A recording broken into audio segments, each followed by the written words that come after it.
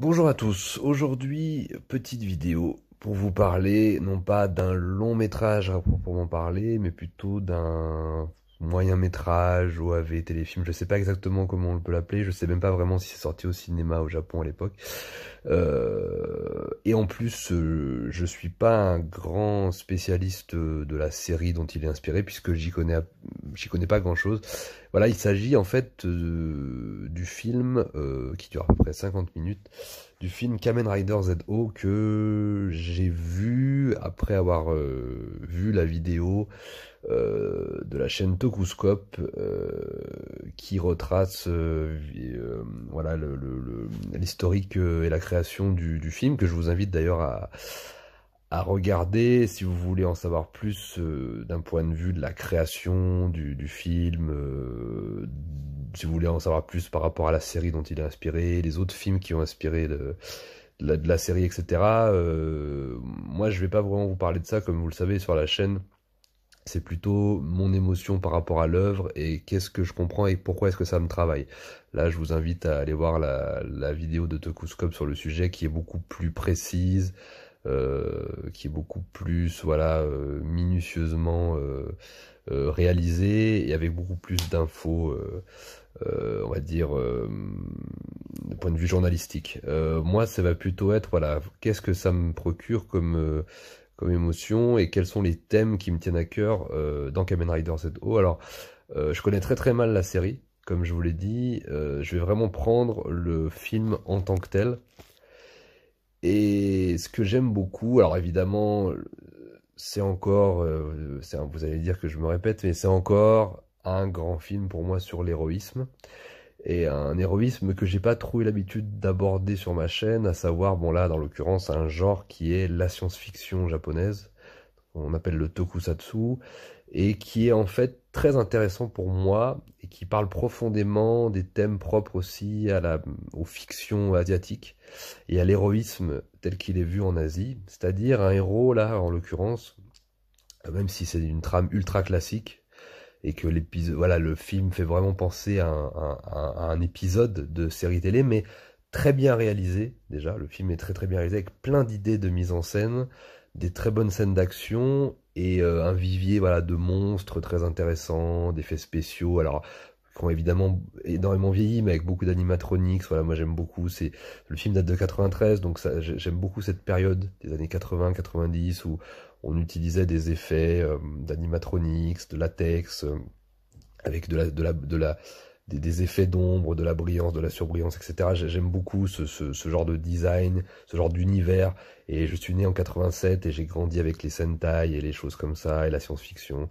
Donc j'aime beaucoup ça. Et je parle assez peu finalement de l'héroïsme à travers la science-fiction sur ma chaîne et j'aimerais en parler plus à l'avenir. Et en revoyant le film, je me suis dit, pourquoi ne pas en reparler?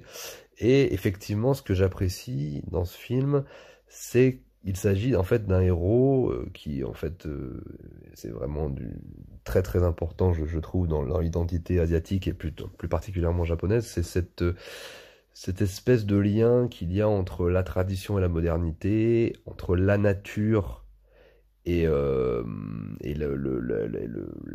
côté métallique, la robotisation, l'automatisme, qui peuvent paraître complètement paradoxales pour nous, mais qui en Asie a beaucoup de sens, puisqu'en fait, les cultures asiatiques ont cette tendance à conserver la nature et la tradition et même à l'enfermer, je dirais même,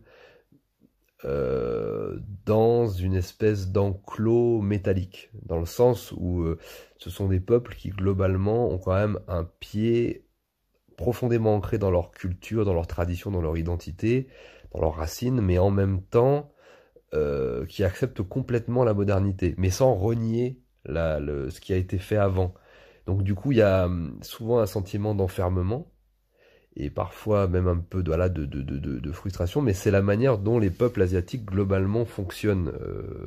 Ce sont voilà, des peuples qui ont toujours des connexions entre ces deux moments historiques qui nous paraissent un petit peu paradoxales et contraires, alors qu'en fait, eux, ils arrivent systématiquement à, à conserver ça dans leur mode de fonctionnement. Et c'est aussi le cas dans leurs œuvres culturelles, de fiction, etc.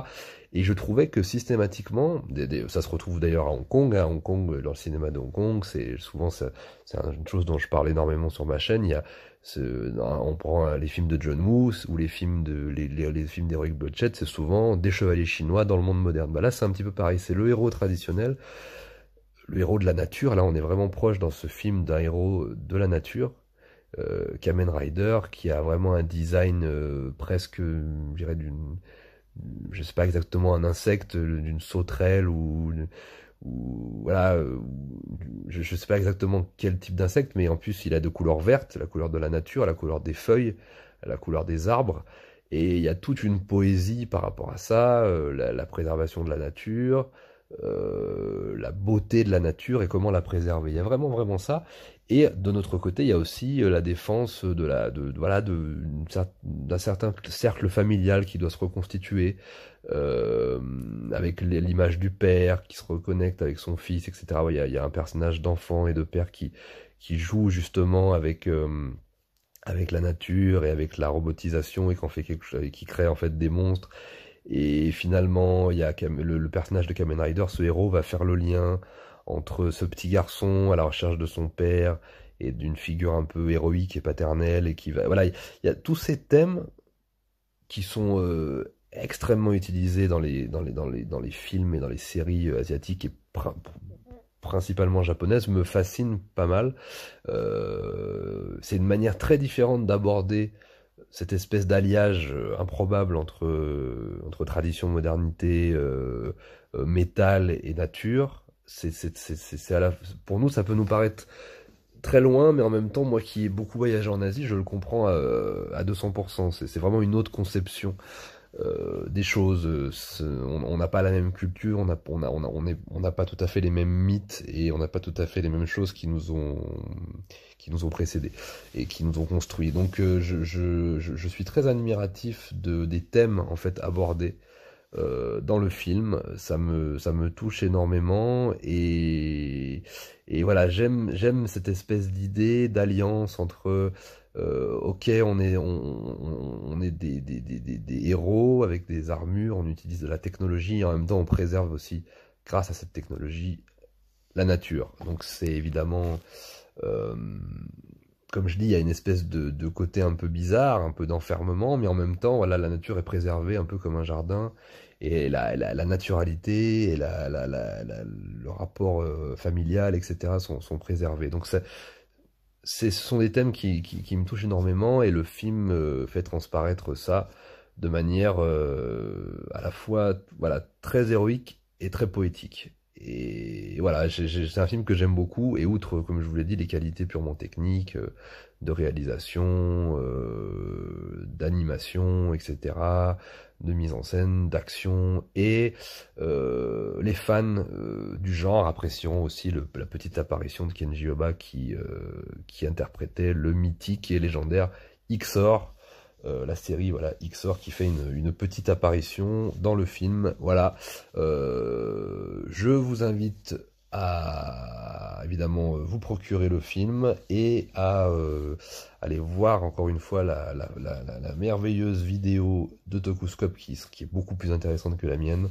Je ne fais que livrer voilà, mon émotion et mon ressenti par rapport à ce film. Et voilà, comme vous le savez, l'héroïsme au cinéma, j'aime l'héroïsme au cinéma sous toutes ses formes, et c'est quelque chose de sérieux pour moi. Voilà, ce mélange entre humanisme et héroïsme, droiture, chevalerie, voilà, c'est quelque chose qui me tient à cœur, et le tokusatsu, la science-fiction japonaise, voilà, nous procure et me procure ce genre d'émotion dans un autre type, une autre représentation du héros. Et c'est d'ailleurs pour ça que j'étais très touché étant jeune par les Bioman, par tout ça, parce que je voyais ce que je suis en train de vous parler aujourd'hui, à savoir voilà, cette alliance entre tradition et modernité, encore une fois, qui était un thème qui me fascine énormément. Et aussi, ce qui m'a vraiment fasciné au niveau au niveau de l'introduction du personnage, voilà, c'est que dès le début du film, le film est très très court, et directement, en fait, on a la scène d'introduction qui nous présente le héros. Voilà, le héros est réveillé par une espèce de force de la nature, et directement, voilà, on rentre dans le sujet. C'est un héros dès le départ, avec la musique absolument magnifique, hein. La musique est vraiment super, j'en ai pas beaucoup parlé. La musique d'introduction est magnifique, je pense que en l'écoutant encore aujourd'hui, j'ai encore des frissons. C'est la plus belle introduction héroïque sur le plan graphique que j'ai vu vraiment dans un film de super-héros. J'ai vu ça nulle part ailleurs. Et voilà, donc le tout début, où on nous présente vraiment le Kamen Rider ZO avec le titre, est absolument magnifique. Et la musique est superbe tout du long. L'iconisation en fait du personnage est vraiment vraiment mortelle, et comme je l'ai rarement vu dans un film en fait. Et à la fin, il y a une super voilà, le générique de fin est absolument génial aussi, où on voit le héros, voilà, comme ça partir sur sa moto, tout filmé en plan séquence comme ça, avec une musique chantée magnifique qui fait à la fois une ode à l'héroïsme et à la nature. Et c'est absolument super. Donc voilà, je vous laisse là-dessus et je vous dis à très bientôt. Prenez soin de vous.